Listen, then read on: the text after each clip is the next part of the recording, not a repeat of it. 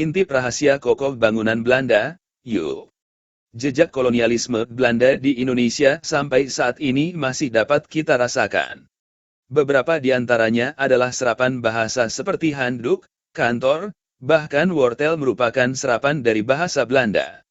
Jejak lainnya dapat kita temukan pada Kitab Undang-Undang Hukum Pidana, KUP, dan Kitab Undang-Undang Hukum Perdata, KUHP, yang merupakan peninggalan dari pemerintahan Belanda. Selain itu, kita masih bisa melacak jejak tersebut melalui bangunan yang sampai saat ini masih kokoh berdiri. Bangunan-bangunan ini masih banyak yang digunakan, bahkan dijadikan kantor pemerintahan oleh pemerintah setempat. Meskipun sudah dirubah ciri khas, kebelandaannya, tetapi ketika terlihat kita dapat langsung menandai siapa yang mendirikan bangunan tersebut. Gaya arsitektur khas Eropa terkenal memiliki ciri khusus yang sulit untuk dihilangkan begitu saja. Di samping estetika, bangunan tersebut didirikan untuk jangka waktu yang lama. Lalu apa rahasianya bangunan tersebut masih bertahan hingga saat ini? Berikut ulasannya. Para arsitek Belanda terkenal dengan sifatnya yang disiplin dan keras terutama dalam perencanaan pembangunan infrastruktur.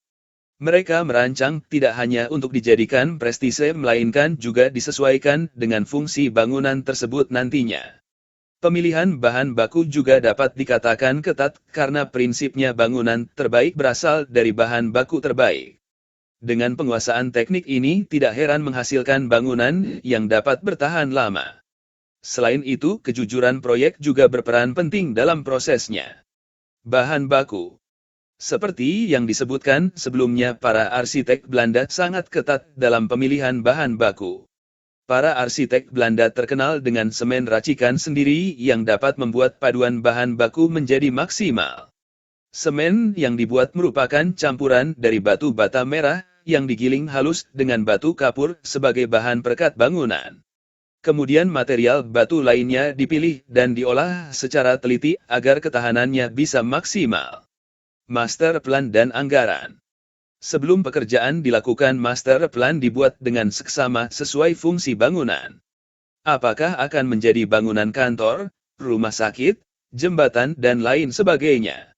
Perencanaan ini berperan juga dalam pemilihan bahan baku yang akan digunakan.